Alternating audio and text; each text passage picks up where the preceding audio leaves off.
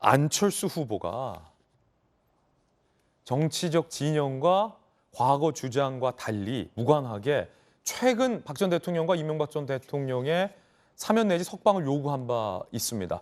아시다시피 안철수 후보는 과거 대선에서 내가 MB 아바타냐라며 이명박 그리고 박근혜 전직 대통령에 대한 부정적인 인식을 표출한 바 있었는데 그런 안철수 후보가 최근에 이렇게 요구를 했던 겁니다.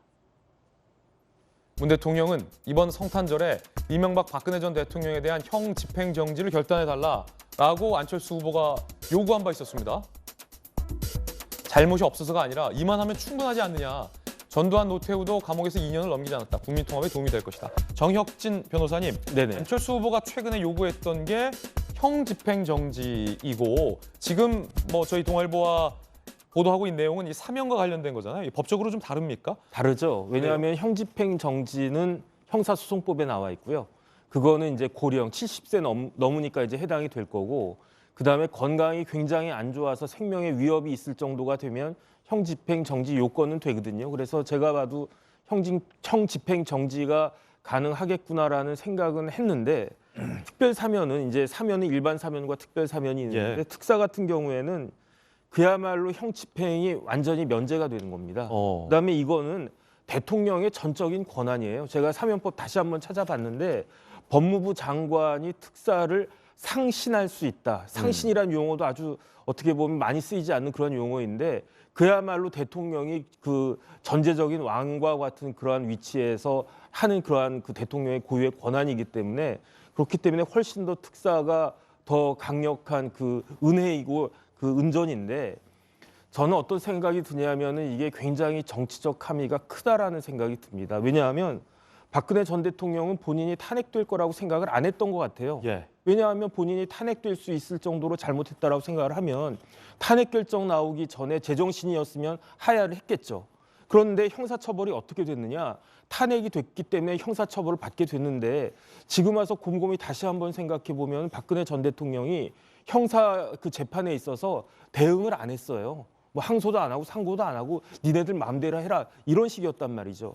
그런데 제가 봤을 때 중요한 것은 무엇이냐면은 지금 야당의 대권 후보가 윤석열 전 검사장 아니었겠습니까?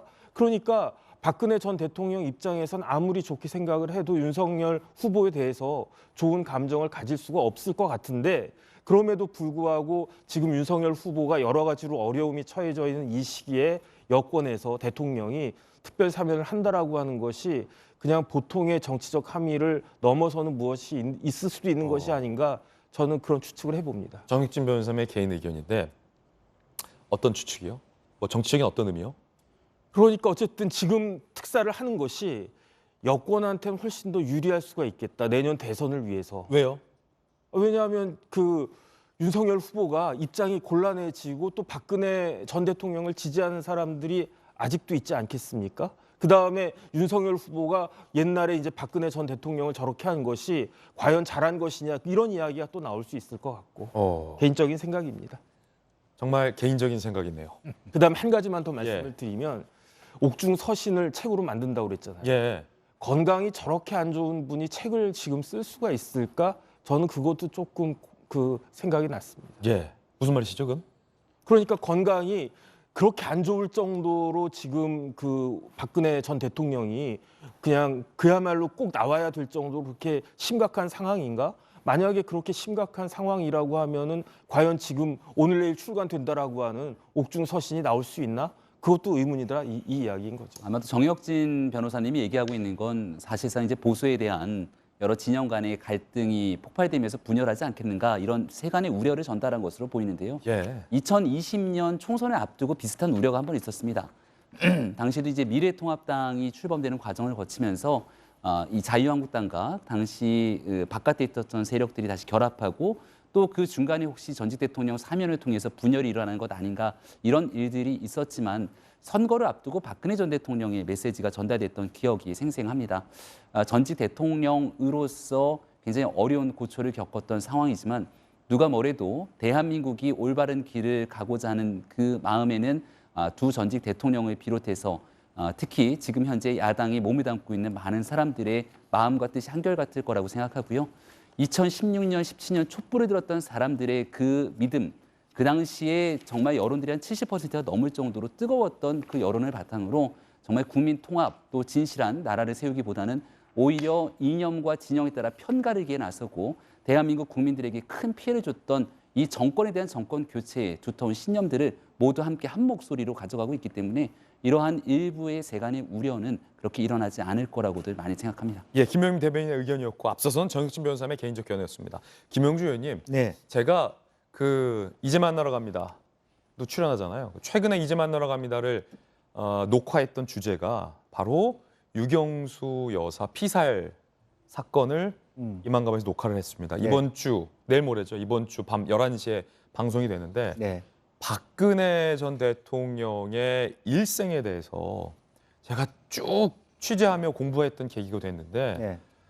피상적으로 알고 있었지만 그때 당시 기습적으로 박정희 전 대통령이 연설을 하고 있을 때 유경수 여사에 대해서 총을 쏴서 유경수 여사가 돌아가시고 홀로 된 박 전 대통령과 그때 당시 영애 박근혜 영애 20대였단 말이에요. 네.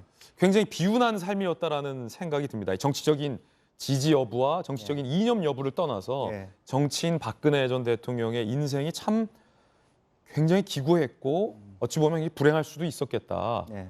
그 결국 어머니를 잃고 영부인 역할을 박근혜 전 대통령이 대신했어야 되지 않습니까? 어린 네. 시절에. 네. 그리고 나서 천막당사라는 정치인의 힘든 시절을 겪고 가까스로 대통령이 됐지만 다시 이 비선 때문에 또 이 불명예스러운 탄핵을 당하고 건강 상태가 극도로 나빠져서 이렇게 또 사면을 나오는데 한 가지 짚어볼 게 지금 돌아갈 집이 없다라는 것도 굉장히 좀 기구하다. 네. 굉장히 가여운 인생이다.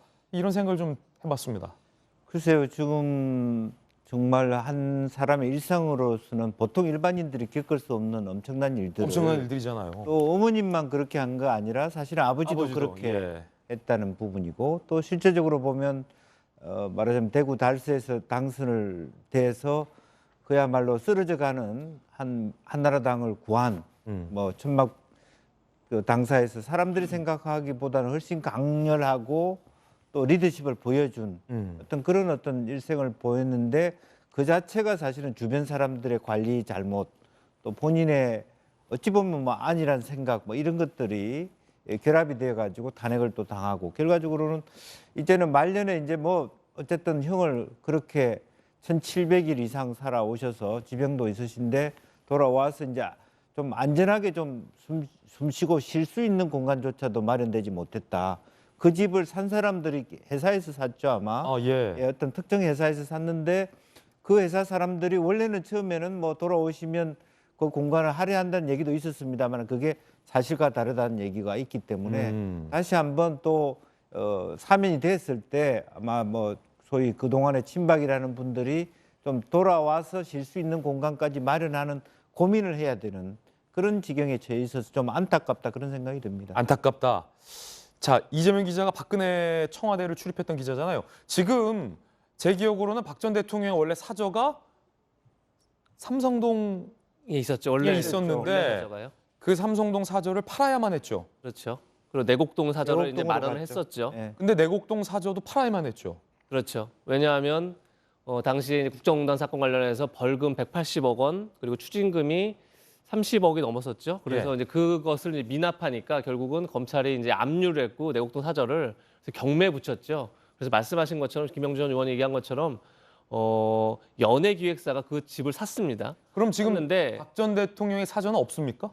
그렇죠. 지금은 이제 없는 거 내곡동 사저를 팔았기 때문에 집이 경매를 없어요? 붙여서 넘어갔기 때문에 없는데 당시에 이제 윤상현 의원 같은 사람들은 그 기획사가 박 전 대통령이 돌아올 수 있도록 그 집을 샀다 이렇게 얘기를 했었는데 또 그 기획사는 그렇지는 않다. 그냥 투자라는 거다. 다만 만약에 박근혜 전 대통령이 와서 산다고 한다면 뭐 적절한 가격에 모실 수 있다 이런 식의 얘기를 했었던 겁니다. 그런데 그게 이제 기획사가 그 집을 구매한 게 지난 10월 달인데 10월 말쯤에 그 내곡동 사저에서 박 전 대통령이 뭐 침대라든지 옷가지라든지 화장대라든지 이런 가구들이나 본인의 어떤 예. 짐들을 다 뺐다는 거예요 또. 아, 그 내곡동 그러니까- 사저에 박 전 대통령 짐은 하나도 없다. 그렇죠. 그러다 보니까 박 전 대통령 자체가 내곡동 사저에 들어가서 살 마음이 없나라고 지금 또 추정이 되는데 글쎄요 나와서 결국 어떻게 정리될지 한번 좀 지켜봐야 되지 않나 싶습니다.